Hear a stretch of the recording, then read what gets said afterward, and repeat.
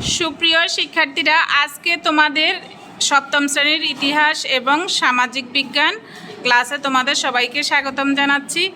আজকে আমরা গত কয়েকটা পাঠে ক্লাসে আমরা তোমাদেরকে মুক্তিযুদ্ধের বিদেশি বন্ধুরা সেই অধ্যায় সম্পর্কে আমরা আলোচনা করেছি। আমাদের মুক্তিযুদ্ধ বিষয়ক এবং আমাদের বিদেশি বন্ধুদের সম্পর্কে আলোচনা করা হয়েছে এবং তোমাদেরকে বিভিন্ন একক কাজ এবং দলীয় কাজের মাধ্যমে আমরা এই ক্লাসটা আমরা শেষ করেছি এবং গত ক্লাসে তোমাদেরকে একটি একক কাজ করানোর পর আজকে আমরা তোমাদেরকে বলেছি যে পুরো অধ্যায়টা ভালো করে পড়ে আসবে এবং সেখান থেকে আমরা তোমাদেরকে কিছু ছোট প্রশ্ন জিজ্ঞেস করব।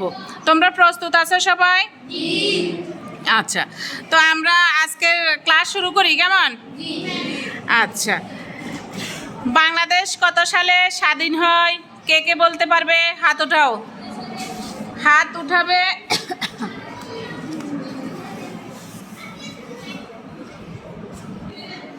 বলো, আরহামের পাশেরটা। হ্যাঁ, পাশের জন। কী নাম তোমার?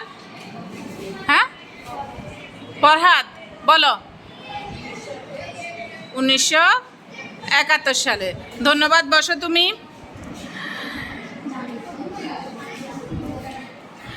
মুক্তিযুদ্ধের সময় আমাদের দেশটাকে কয়টি সেক্টরে ভাগ করা হয়েছে?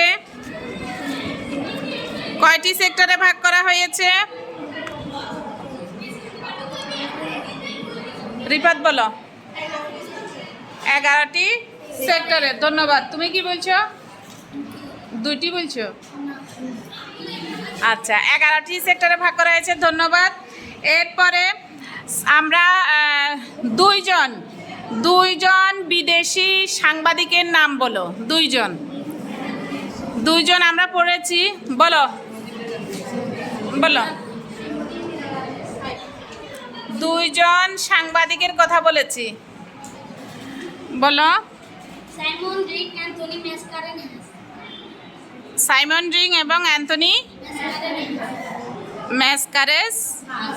থ্যাংক ইউ, বসো তুমি। এরপরে সাইমন রিংকে বাংলাদেশের কি বলা হয়? বসো। বাংলাদেশের বলো। প্রকৃত বন্ধু। যে কোনো একজনে বলবা, হাত উঠাবে। সাইমন রিং যেই পত্রিকায় কাজ করতেন সেই পত্রিকার নাম কি?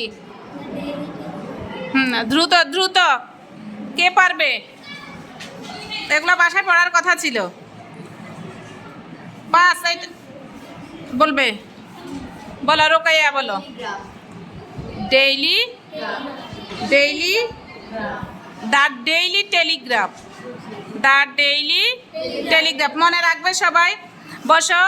ভারতে কতজন শরণার্থী আশ্রয় গ্রহণ করেছিল?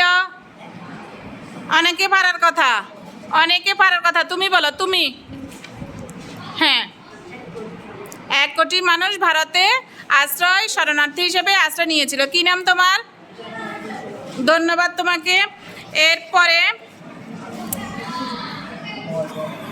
বসো। লন্ডনে প্রভাবশালী একটা পত্রিকার নাম বলো। বলো। লন্ডনের একটা প্রভাবশালী পত্রিকার নাম। পারবে না, পাস। এরপরে আসো তোমার জর্জ হ্যারিসন। আমরা কালকে জর্জ হ্যারিসনের কথা পড়েছি না? জর্জ হ্যারিসন কি করতেন? তিনি ছিলেন গায়ক ছিলেন, কেমন? আচ্ছা, আরহাম দাঁড়াও। আরহাম হ্যারিসন। জর্জ হ্যারিসন বাংলাদেশের জন্য কি কনসার্টের যে আয়োজন করেছিল সেই কনসার্টের নাম কি? বলো। Concert for Bangladesh. Thank you. Arham আরেকটা প্রশ্নের উত্তর দিতে পারো কিনা? টেস্টিমনি অফ 60 কারা প্রকাশ করেছিল? টেস্টিমনি অফ 60 সেটা কি? কে বলতে পারবে? কালকে পড়াইছি। Testimony of 60। হ্যাঁ, কেউ বলতে পারবে না। বলো, দাঁড়া, দ্রুত। 60 জনের যে সাক্ষ্য সেটাকে কি বলা হয়? Testimony of 60। এখনো একটাও পারো নাই তুমি। দাঁড়াও তুমি। অ্যান্থনি কারেনহাস। অ্যান্থনি কারেনহাস একজন কি ছিলেন? কে ছিলেন? দ্রুত দ্রুত বলো। কোন দেশের সাংবাদিক? তুমি দাঁড়িয়ে থাকো, বলো বলো, তুমি বলো। একজন পাকিস্তানের সাংবাদিক। আমরা গত 4-5টা ক্লাস শুধু এই অধ্যায়ের উপর নিয়েছি। ঠিক আছে, বসো তুমি। এরপরে 25শে মার্চকে কি রাত্রি বলা হয়? বলো, তুমি বলো। কালো রাত্রি বলা হয়। গুড, বসো তুমি, বসো। 26শে মার্চ আমাদের কি দিবস? বলো, তুমি বলো পিছনে। আমাদের স্বাধীনতা দিবস। মাদার তেরেসা একজন সমাজকর্মী ছিলেন, সঠিক? এটা কি সঠিক না সত্য নাকি মিথ্যা? কি ছিলেন? নোবেলজয়ী মানবতাবাদী। নোবেলজয়ী মানবতাবাদী। মানবতাবাদী মানে মানুষের জন্য তো কাজ করা, অর্থাৎ তিনি একজন সমাজকর্মী ছিলেন। তিনি একজন সমাজকর্মী ছিলেন। আচ্ছা, আমাদের মুক্তিযুদ্ধটা এবার বলো, কয় মাস, দীর্ঘ কয় মাস আমাদের যুদ্ধ হয়েছিল? দীর্ঘ 9 মাস। গুড, বসো তুমি।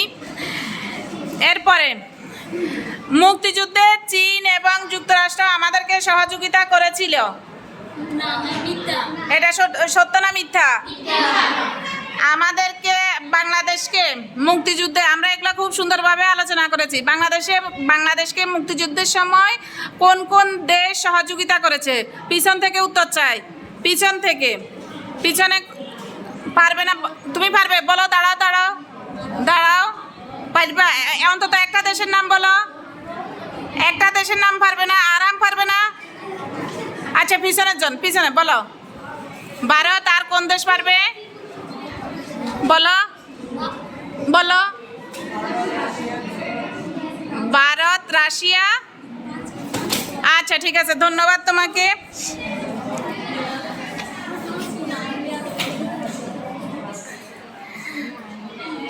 ভারতের সেনাবাহিনী আমাদের মুক্তিযুদ্ধে অংশ নেয়নি, সত্য না মিথ্যা?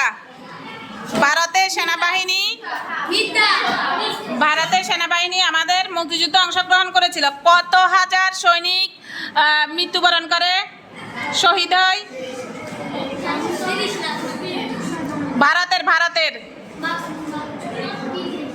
ভারতের কত হাজার, লাখের করে না, কত হাজার সৈনিক মৃত্যুবরণ করে? দ্রুত। 4000। তখন আমাদের মুক্তিযুদ্ধ চলাকালীন ভারতের প্রধানমন্ত্রী কে ছিলেন? ইন্দিরা গান্ধী। 6 দফা কত সালে? 6 দফা কত সালে? 6 দফা বলো। 1966। 69-এর গণ অভ্যুত্থান। আমি তো বলেই দিয়েছি। কত বলো তো, পিছন থেকে বলো। 69-এর গণ অভ্যুত্থান কত সালে?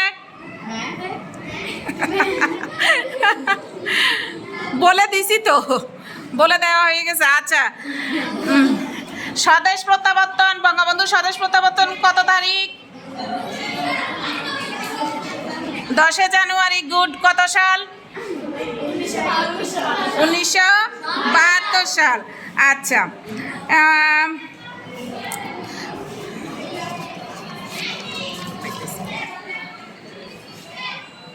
অপারেশন সার্চলাইট কত তারিখ?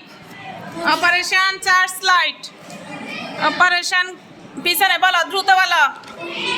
25শে মার্চ কোন সালে? দ্রুত দ্রুত। 1971 সালে। এরপরে পণ্ডিত রবিশঙ্কর কে ছিলেন? তিনি একজন পণ্ডিত রবিশঙ্কর। বলো। বিখ্যাত সেতারবাদক ও সঙ্গীত শিল্পী। গুড, বসো তুমি। এবং যারা উত্তর অনেকগুলো দিয়েছো তারা না, এরপরে কেউ অংশগ্রহণ করো। সাইমন ড্রিং ছিলেন একজন।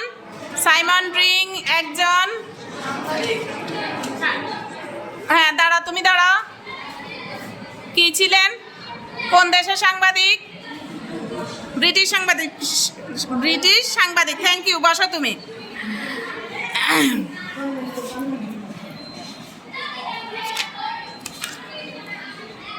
আচ্ছা, আমরা আমাদের দিবসগুলো নিয়ে একটু আলোচনা করি। 7ই মার্চ ঐতিহাসিক ভাষণ, বঙ্গবন্ধু রেসকোর্স ময়দানে ঐতিহাসিক ভাষণ। তোমার 16ই ডিসেম্বর,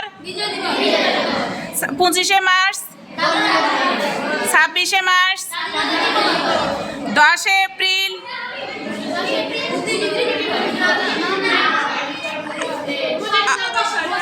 মুজিবনগর দিবস অর্থাৎ অস্থায়ী সরকার গঠন। 16ই ডিসেম্বর, আচ্ছা 21শে ফেব্রুয়ারি, 15ই আগস্ট। আচ্ছা, এই বিষয়গুলা, এই দিবসগুলা অবশ্যই আমাদেরকে কি করতে হবে, মাথায় রাখতে হবে, কেমন? আচ্ছা, এরপরে সাইমন রিং, যে তিনি কি কত ঘন্টা তিনি হোটেলে লুকিয়েছিলেন? বলো, তুমি বলো, তুমি বলো, তুমি কয় ঘন্টা? ঠিক আছে, 32 ঘন্টা। আচ্ছা, তিনি কোন হোটেলে ছিলেন? বসো, তুমি কোন হোটেলে? Hotel intercontinental. দেখো বইতে একটু দেখো।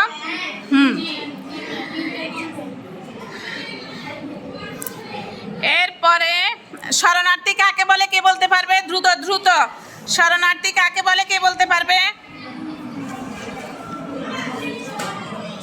কেন আলোচনা করা হয়েছে না? বলো বলো বলো। বিদেশ থেকে আশ্রয় গ্রহণকারী, অন্য দেশে আশ্রয় গ্রহণকারী মানুষদেরকে কি বলা হয়? শরণার্থী। আমাদের দেশে শরণার্থী আছে। কারা আছে? রোহিঙ্গাদেরকে আমাদের দেশে শরণার্থী হিসাবে থাকার জন্য, অনুমতি দেওয়ার জন্য, সব ধরনের ব্যবস্থা করার জন্য বাংলাদেশের প্রধানমন্ত্রীকে কি উপাধি দেওয়া হয়েছিল? Mother of humanity. এবং আমাদের বাংলাদেশের প্রধানমন্ত্রীর নাম কি? এভাবে বলবে, মাননীয়। হ্যাঁ, এভাবে বলা লাগে।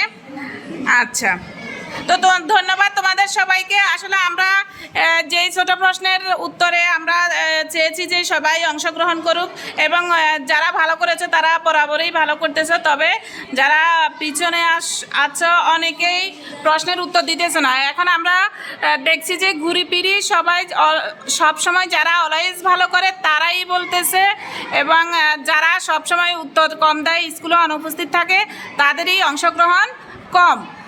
তো আমরা এই মুক্তিযুদ্ধে আমাদের বিদেশি বন্ধুরা এই সম্পর্কে সবগুলো পাঠ পড়ানো হয়েছে, এবং দলীয় কাজ, একক কাজ করানো হয়েছে, এবং আমরা পরবর্তীতে এই পুরোটা অধ্যায় শেষে আবার আমরা ছোট ছোট প্রশ্নের উত্তরের মাধ্যমে তোমাদেরকে আবার রিমাইন্ড করে দেওয়া হয়েছে যে এগুলো এভাবে। তো যারা আসো নাই তারা হয়তো আজকের ক্লাসটা দেখে উপকৃত হবে, এবং যেই ক্লাসটা যে আমি রেকর্ড করতেছি এটাও তোমরা পরবর্তীতে দেখে কিছুটা হলেও ধারণা নিতে পারবে। তো ধন্যবাদ সবাইকে আমাদের ক্লাসটি উপভোগ করার জন্য। সবাই ভালো থাকবে, সুস্থ থাকবে, আবার দেখা হবে। সেই পর্যন্ত সবাই ভালো থাকো।